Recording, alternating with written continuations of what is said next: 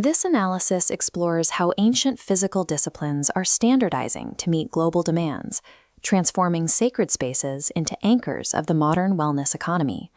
As the global wellness market expands toward a $113 billion valuation, consumer demand is shifting. This area chart illustrates a sudden trajectory shift in global tourist expenditure. Traditional leisure spending is declining, intersecting with a sharp rise in specialized wellness investments. Travelers increasingly bypass passive relaxation in favor of authentic, physically demanding, embodied practices. This creates systemic tension on historical institutions attempting to meet the sheer volume of international tourism. Heritage sites are forced into a high-stakes balancing act between maintaining historical rigor and satisfying a massive global influx. The standard assumption is that scaling a sacred movement inherently commodifies it. Research reframes this tension by introducing the concept of a product quality index specifically designed for sacred movement. Standardizing ancient disciplines establishes a protective barrier around the practice's cultural integrity. This mechanism operates with a dual function.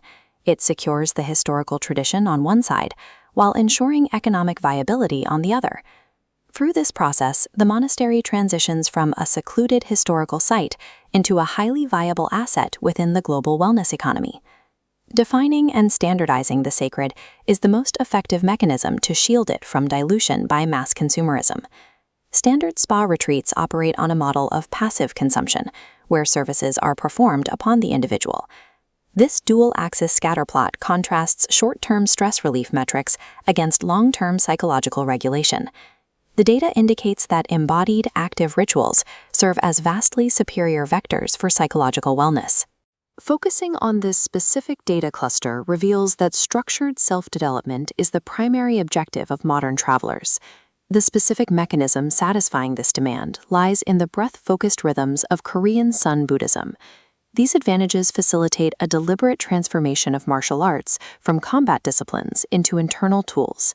The focus shifts inward to regulate psychological distress rather than outward toward a physical opponent. Translating specialized monastic martial arts into accessible tourism products carries significant scaling risks. The exact mechanism of failure occurs when complex movements are simplified to accommodate beginners. This destroys the psychological efficacy of the ritual. Sustainable management of these programs strictly requires meticulous calibration of the embodied experiences. This necessitates the Sun Mu Do standard, a rigorous product quality index that standardizes instruction without commodifying the core ritual. Findings argue that successful wellness models actively resist commodification by prioritizing ritual participation and community engagement over material amenities. The uncompromising difficulty of the training is exactly what validates its authenticity to the modern traveler. The Sun Mu Do standard serves as an operational template for all regenerative tourism practitioners. This methodology guarantees that the essential, low-impact character of a program remains uncompromised during global market expansion. By utilizing the same breathwork and focus metrics used in clinical psychology, these programs integrate directly into broader mental health strategies. Balancing international demand with heritage preservation leaves zero margin for error regarding narrative integrity.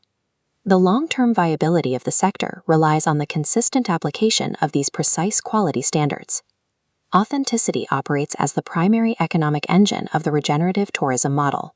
Focusing entirely on the physical movements of the practitioner overlooks the environmental responsibilities of heritage managers.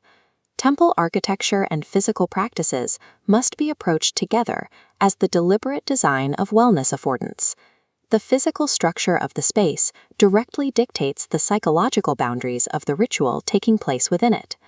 Preserving the structural and atmospheric integrity of these spaces is the most sustainable strategy for cultural tourism.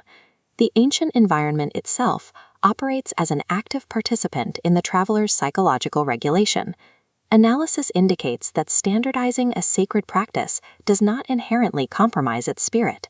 Instead, this precise standard is the exact mechanism that preserves the rigorous discipline modern travelers are actively seeking. This video was created by Danny Kessler, Associate Professor and Korea's first PhD in Wellness Tourism.